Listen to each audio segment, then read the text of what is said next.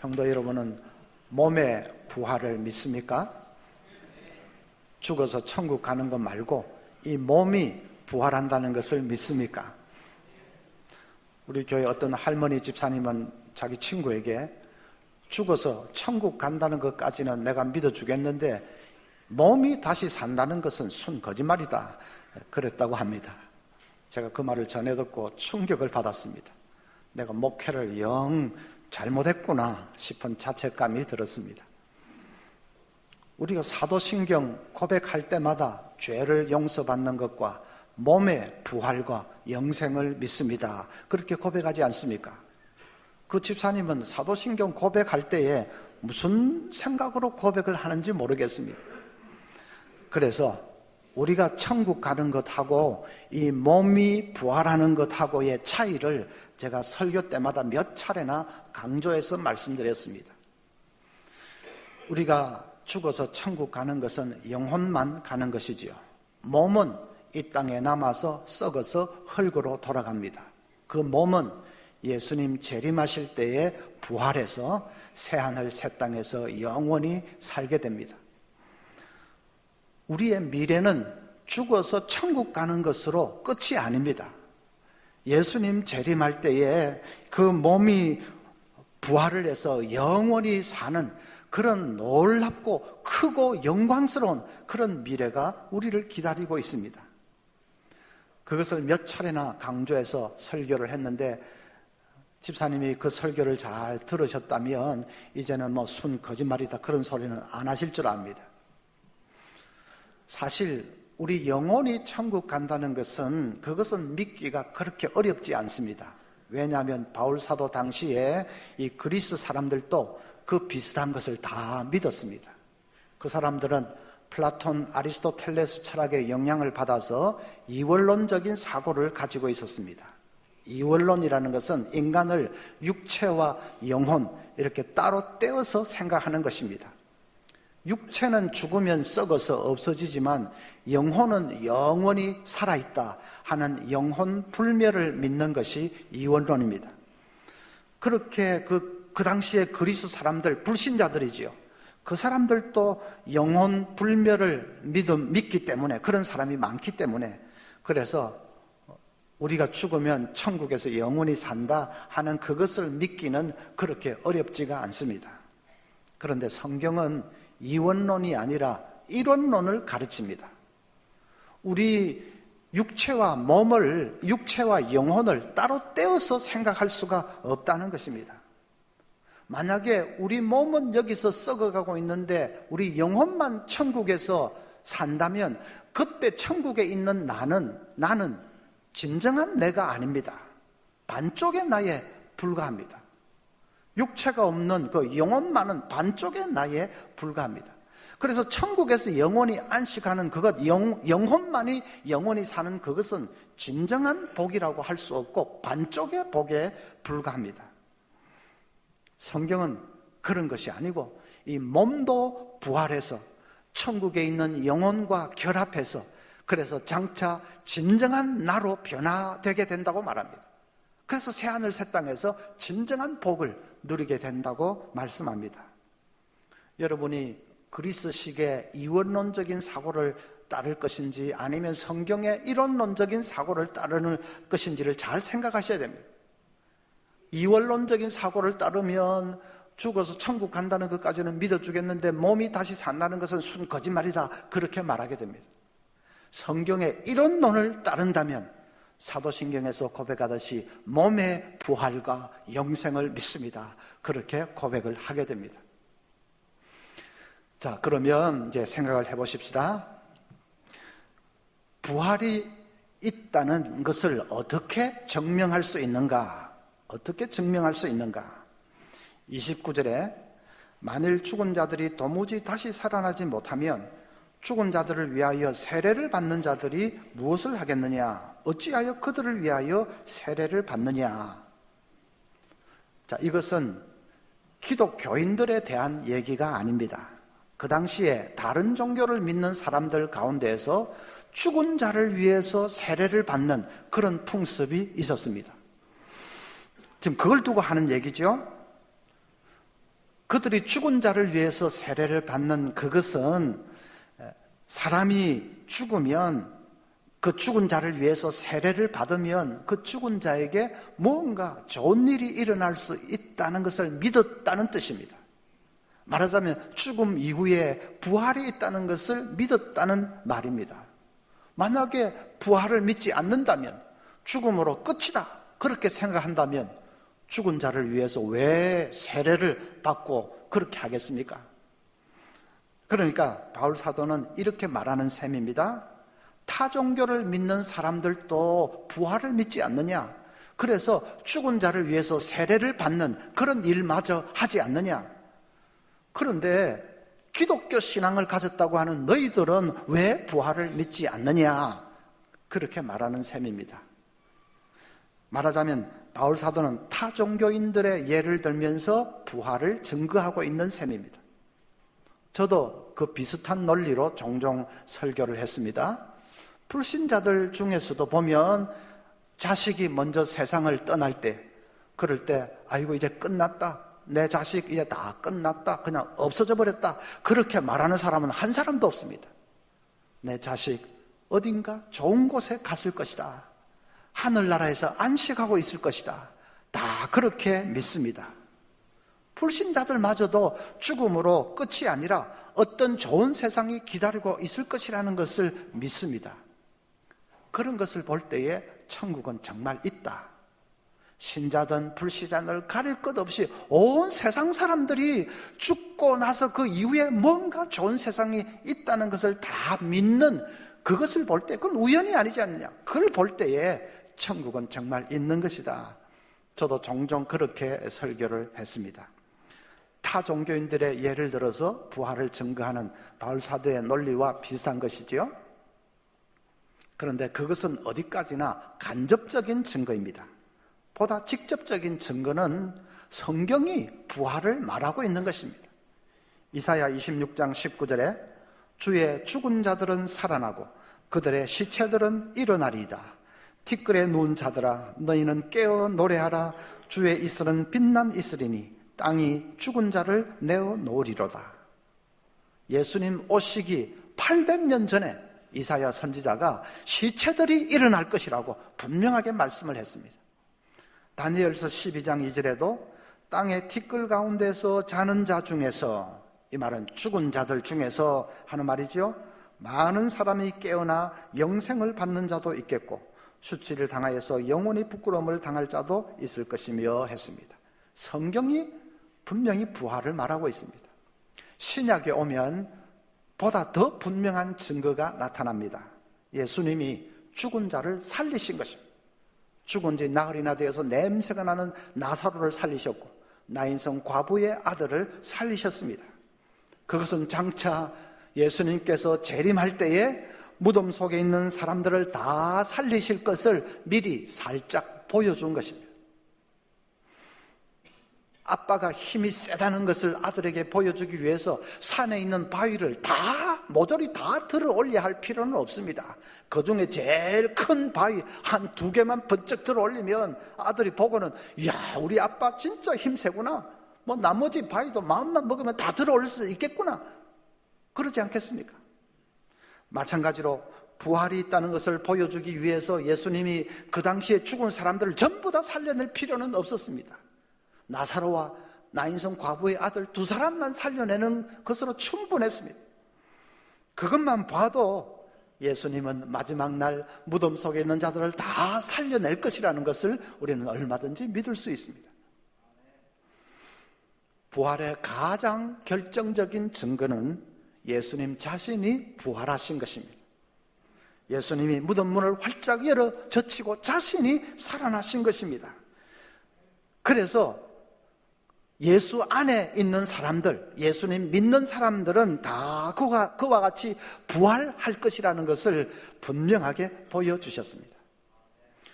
16절에 만일 죽은 자가 다시 살아나는 일이 없으면 그리스도도 다시 살아나신 일이 없었을 터이요. 이 말을 뒤집어서 하면 그리스도께서 다시 살아나신 것을 볼 때에 다른 죽은 자들도 다시 살아난다는 것을 믿을 수 있다 하는 말이죠. 20절에는 이렇게 말했습니다. 그러나 이제 그리스도께서 죽은 자 가운데서 다시 살아나사 잠자는 자들의 첫 열매가 되셨도다. 나무에 첫 열매가 딱 달리는 것을 보면 앞으로 이와 똑같은 열매들이 주렁주렁 매달리겠구나, 우리 그걸 알지 않습니까?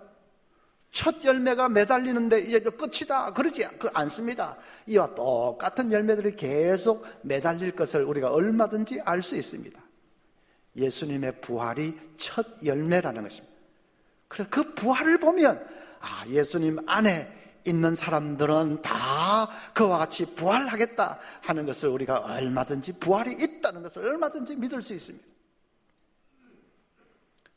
우리 몸이 다시 산다는 것은 순 거짓말이다 하는 분들도 예수님 부활하신 것은 믿지 않습니까? 예수님 부활하신 것은 마음 믿으실 겁니다. 그걸 믿는다면 우리에게 부활이 있다는 것을 믿어야 합니다. 자, 그러면 이제 두 번째로 우리가 생각할 것은, 우리 몸이 부활하면 그 몸은 어떤 상태가 되는 것인가, 어떤 몸으로 변화되는 것인가 하는 것입니다. 빌립보서 3장 21절 보면, 그는, 예수 그리스도는 하는 말입니다, 만물을 자기에게 복종하게 하실 수 있는 자의 역사로, 전능하신 하나님의 역사로 하는 말입니다, 우리의 낮은 몸을 자기 영광의 몸의 형체와 같이 변하게 하시리라. 전능하신 그 창조주 하나님의 역사로 우리도 부활하신 예수님의 몸처럼 변화하게 된다는 말입니다. 부활하신 예수님은 다시는 병도 없고 고통도 없고 죽음도 없는 불멸의 몸이 되셨습니다. 부활하신 예수님은 시공을 다 초월해버리는 그런 초자연적인 능력의 몸이 되셨습니다. 제자들이 문을 닫아 걸고 있어도 그대로 쑥 들어오셨지 않습니까? 우리도 그렇게 될 것이다 하는 말이죠. 요한복음 20장 14절을 보면, 이 말을 하고 뒤로 돌이켜 예수께서 서 계신 것을 보았으나 예수이신 줄을 알지 못하더라. 마리아가 부활하신 예수님을 빨리 알아보지 못했다는 말입니다. 왜 빨리 알아보지 못했을까? 어떤 주석가는 그때가 새벽 미명이었기 때문에 어두컴컴해가지고 빨리 알아보지 못했다, 그렇게 설명을 했는데 그건 아닙니다. 예수님이 부활하셨는데 너무 젊고 완벽한 모습으로 변해 계셨기 때문에 마리아가 빨리 알아보지 못한 것입니다. 우리도 한 20년 만에 만난 친구가 그냥 팍싹 늙어 있든지, 아니면 너무 젊게 싱싱하게 있으면 빨리 못 알아보고, 자네가 하고 빨리 못 알아보지 않습니까? 예수님이 너무 아름답고 젊고 완벽한 모습으로 변해 계셨기 때문에 마리아가 빨리 알아보지 못한 것이지요.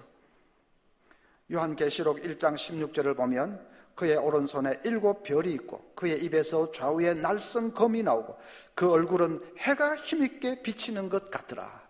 부활하신 예수님이 나타나셨는데 얼굴이 해가 힘있게 비치는 것 같이 광채가 났다. 너무 완벽하셨어요.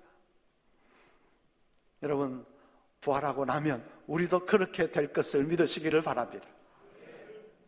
어느 주일날 제가 식당에서 식사를 하고 있는데 권사님 한 분이 다가오시더니, 목사님 요즘 너무 젊게 보이세요 그러십니다. 그날 제가 조금 신경 써서 단장을 했더니 제가 이래 봬도 조금만 신경 쓰면 겁나게 젊게 보입니다. 그런데 부활하고 나면 단장할 필요도 없습니다. 그때는 보톡스 주사 이런 거 필요 없습니다. 대머리들도 더 이상 약 바르고 할 필요도 없습니다. 지병 때문에 평생을 고통하시는 분들도 그 병에서 이제는 놓여나서 훨훨 자유의 몸이 될 것입니다. 지체장애인들도 휠체어 다 집어 던져버리고 그냥 팔짝팔짝 뛰게 될 것입니다. 정말 생각만 해도 영광스러운 것입니다. 맨하탄에 티모시 켈러 목사님 교회에 존이라는 신자가 있는데 17살 때 교통사고를 당해서 목 아래가 완전히 마비가 되어버렸습니다. 그런 끔찍한 일을 당했는데 그래도 휠체어를 타고 다니면서 교회 다니면서 신앙의 힘으로 이겨내려고 애를 썼습니다. 교회 다니면서 제일 곤란한 일이 있는데 그건 목사님이 우리 다 의자에서 내려서서 무릎 꿇고 기도하십시다, 통성기도 무릎 꿇고 하십시다 할 때입니다. 그럴 때마다 자기가 휠체어에 매여 있다는 것이 너무나도 슬프고 답답했습니다. 어느 주일날 또 한 번은 밖에서 오신 강사 목사님이 다 우리 무릎 꿇고 기도하십시다 그렇게 하는데 너무나도 슬프고 답답했습니다. 교인들이 다 무릎을 꿇었는데 자기 혼자 그냥 튀는 것도 아니고 그냥 그렇고 있으니까 너무나 슬퍼서 눈물이 났습니다. 그런데 그날 눈물이 난 것은 단순히 그 이유 때문만은 아니었습니다. 수백 명 교인들이 하나님 앞에 다 무릎을 꿇고 기도하는데 그 모습이 너무 보기가 좋습니다. 야, 천국 같아, 천국 같아, 천국 같아 그러고 있는데 정말 자기가 천국에 있는 듯한 그 광경이 눈앞에 펼쳐졌습니다. 자기가 그냥 천국에서 자유롭게 뛰고 굴리고 찬송하고 춤추고 하는 광경이 눈에 선합니다. 지금은 비록 휠체어에 매여서 살지만은 그 나라에 가면 마음껏 뛰고 굴리고 춤추고 노래할 것이 정말로 믿어진 것입니다. 그 순간에 그날 밤에 집에 와서 일기장에 이렇게 썼습니다.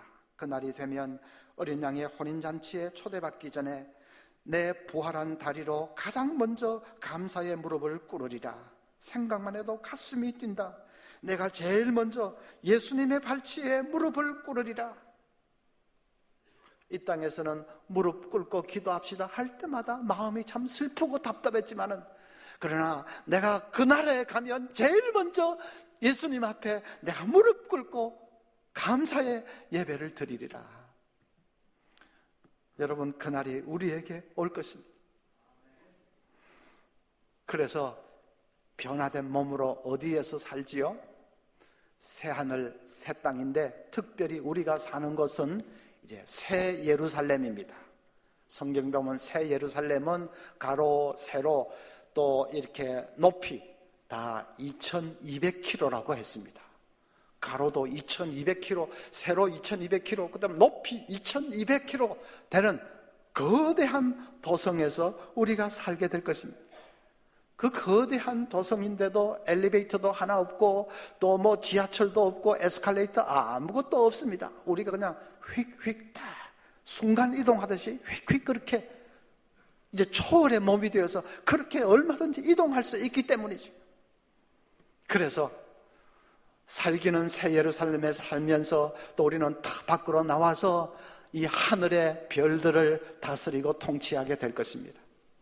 어제 뉴스를 보니까 화성에 착륙한 미국의 우주선이 화성에서 부는 바람 소리를 지구로 전송을 했는데 그래서 텔레비에서 탁 들려주었습니다. 휙하는 바람 소리 들리는데 그 나사에 있는 사람이 이것은 지구인이 지구 밖에 그 우주에서 들리는 소리를 최초로 듣는 순간이다 했는데 그 말 하지 않더라도 저도 그 소리 듣는데 가슴이 그냥 뛰었습니다. 화성의 바람 소리를 들었습니다.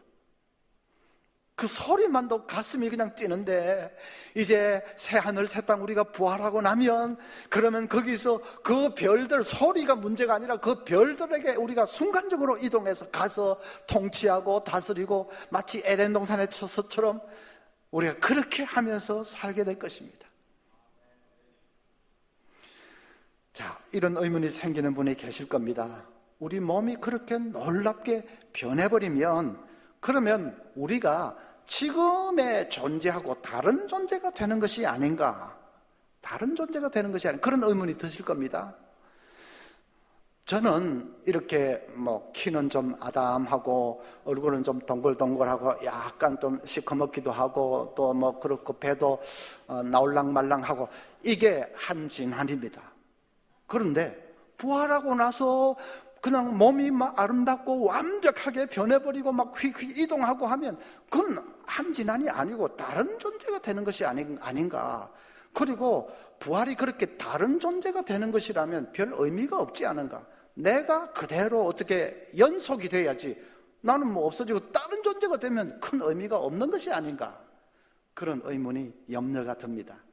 그런데 거기에 대해서 말씀이 잘 설명을 해주고 있습니다. 37절부터 보면 또 네가 뿌리는 것은 장래의 형체를 뿌리는 것이 아니요 다만 밀이나 다른 것의 알맹이뿐이로되 하나님이 그 뜻대로 그에게 형체를 주시되 각 종자에게 그 형체를 주시느니라. 쉽게 말하면 우리가 땅에 심을 때에 다 자란 볕단을 통째로 심는 게 아닙니다. 조그만 벽씨 하나를 심을 뿐입니다. 씨앗 하나를 심을 뿐입니다. 그런데 나중에 보면 그 씨앗이 자라가지고 큰 벼가 되었습니다. 그럴 때 그 씨와 그 벼는 같은 존재입니까? 같은 종입니까? 아닙니까? 같은 종이지요. 유전자 검사를 해보면 완벽하게 같은 종입니다. 근데 모양은 그렇게 다릅니다. 조그만 씨 하나하고 이 벼하고 모양은 완전히 다른데 근데 같은 겁니다. 같은 종입니다. 마찬가지로 우리가 이 땅에서 사는 이 몸은 쪼글쪼글하고 연약하고 병들고 형편없는 몸이지요. 근데 부활해서 보면 완벽하고 아름다운 그런 몸으로 변해 있는데 그럼 그게 그 같은 존재입니까? 아닙니까? 같은 존재입니다.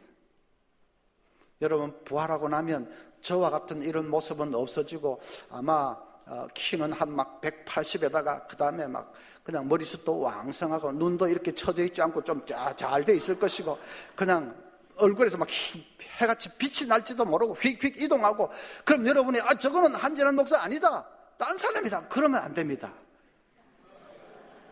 그게 접니다. 여러분도 물론 마찬가지입니다. 그러면 이제 또 의문이 생깁니다. 도대체가 그런 일이 어떻게 일어날 수가 있느냐? 그런 변화가 어떻게 일어날 수 있느냐? 39절에 육체는 다 같은 육체가 아니니 하나는 사람의 육체요 하나는 짐승의 육체요 하나는 새의 육체요 하나는 물고기의 육체라. 하나님께서 이 만물을 창조하실 때 다 다른 형태로 창조했다는 것입니다. 사람의 형체로 창조하기도 하고 짐승의 형체로 창조하기도 하고 새의 형체, 물고기의 형체 다 다르게 창조하셨다는 것이죠. 하나님은 얼마든지 수만 가지 생명체를 다 다르게 만드실 수 있습니다. 그러니까 전능하신 창조주 하나님 아닙니까? 그래서 부활 때 어떻게 그렇게 우리 몸이 달라질 수 있느냐? 전능하신 창조주 하나님이기 때문에 얼마든지 그렇게 하실 수 있다는 말입니다.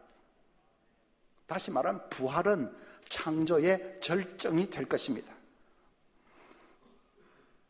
처음 창조도 우리 창세기를 보면 완벽했습니다. 하나님이 처음에 창조하시고 나서 보시기에 좋았더라, 보시기에 좋았더라.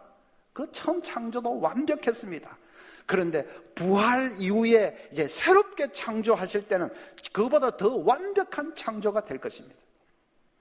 왜냐하면 처음 창조 이후에는 죄가 세상에 들어와서 세상을 다 망쳐놓았습니다. 인간은 죄와 사망과 사탄의 권세에 매여서 그냥 종처럼 질질 끌려가는 비참한 신세가 되었습니다. 죄와 사망의 권세에 이 결박에 이 세상이 다 매여서 그래서 이 세상이 캄캄하게 됐습니다. 그런데 예수님 재림하셔서 새로운 창조가 일어날 때 그 모든 것은 완전히 한순간에 변화되게 될 것입니다. 여러분 아이들 보는 애니메이션 영화 보면 제일 마지막 장면은 거의가 다 뭡니까?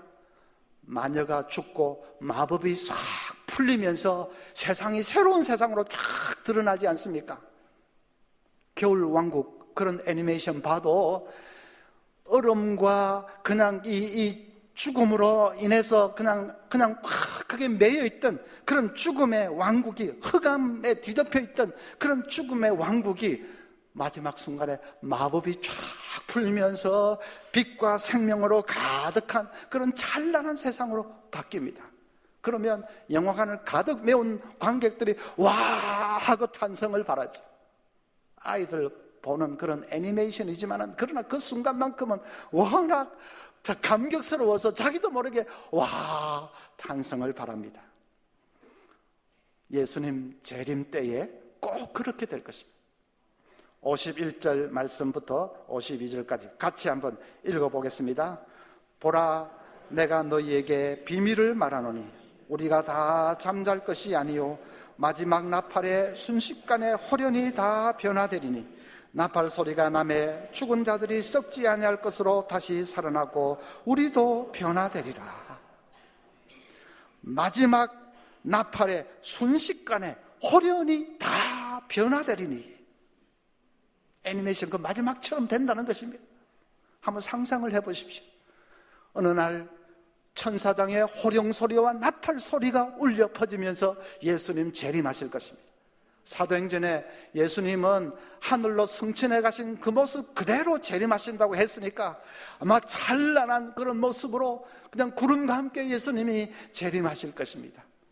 그러면 죄와 사망과 고통으로 캄캄했던 이 세상이 마치 마법이 풀리듯이 한순간에 빛과 생명으로 충만한 새 하늘과 새 땅으로 변화되는 것을 여러분 보게 되실 것입니다.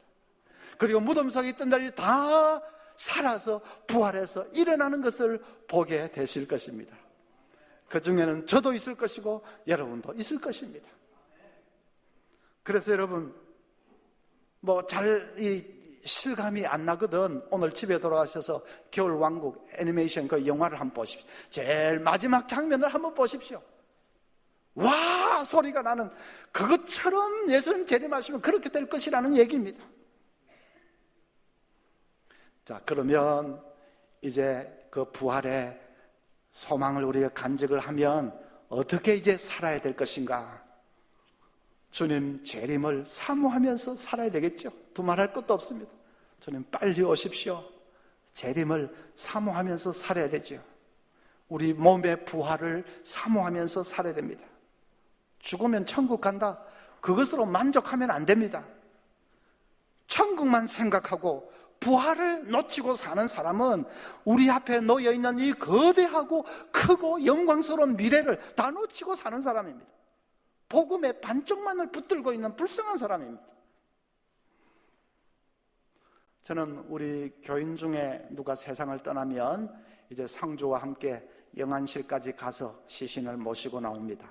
시신을 운구할 때에 제가 제일 앞장에 서서 인도를 합니다. 그렇게 이제 장의차 가기까지 이렇게 걸어 나오면서 제 마음은 어느 순간보다도 더 절박해집니다. 주님 빨리 오세요. 빨리 오셔서 이 사람 일으켜주세요. 그 마음이 간절해집니다. 아이고 이제 우리 집사님 천국 갔으니까 우리 위로 받읍시다. 천국 안 갔습니까? 이제 잘 됐습니다. 그게 아닙니다. 주님 이게 뭡니까? 이 집사님 왜 이렇게 좁은 관 속에 이렇게 갇혀 있어야 됩니까? 주님 빨리 오셔서 일으켜주세요. 부활시켜 주세요. 그 마음이 간절해집니다. 찬송가 608장은 파니 크로스비가 지은 노래입니다. 후일의 생명 그칠 때 여전히 찬송 못하나 성부의 집에 깰 때에 내 기쁨 한량없겠네. 내 주 예수 배울 때에 그 은혜 찬송하겠네. 내 주 예수 배울 때에 그 은혜 찬송하겠네. 파니 크로스비는 장님이었습니다. 그는 부활하면 자기 눈이 열려질 것을 믿었습니다. 눈이 열리고 나서 제일 먼저 배울 분이 예수님인 것을 생각할 때 너무나 그가 가슴이 벅차가지고 내 주 예수 배울 때에 그 은혜 찬송하겠네. 내 주 예수 배울 때에 그 은혜 찬송하겠네. 여러분 우리도 장차 부활의 그 날에 우리 몸이 변화될 때에 주님 제일 먼저 뵙게 될 것을 소망하시기를 바랍니다. 그날이 있다는 것을 여러분 믿고 소망하시기를 바랍니다. 그러면 이 세상의 삶을 다르게 살 수 있습니다. 늘 세상에 그냥 질질질질 끌려가는 그런 연약한 삶을 이제 다 벗어버릴 수 있습니다. 늘 세상 일에 목을 매달고 불안하고 두려워하고 답답해하고 그런 삶을 벗어버릴 수 있습니다. 죽음도 두려워하지 않을 수 있습니다. 얼마 전에 유명한 영성학자 유진 피터슨이 세상을 떠났습니다. 세상 떠나면서 한마디 남겼는데 Let's go 그랬답니다. 세상 떠나면서 Let's go 가자. 죽음은 절망이고 그냥 단절이고 그게 아니라 천국으로, 새하늘 새 땅으로 가자. 죽음도 다, 두려움도 이길 수 있습니다. 우리 모두가 이 부활의 날 기다리면서 또 주님 오실 날을 소망하면서 이 땅의 삶을 씩씩하게, 용감하게, 또 보람있게 그렇게 사는 우리 모두가 될 수 있기를 바랍니다.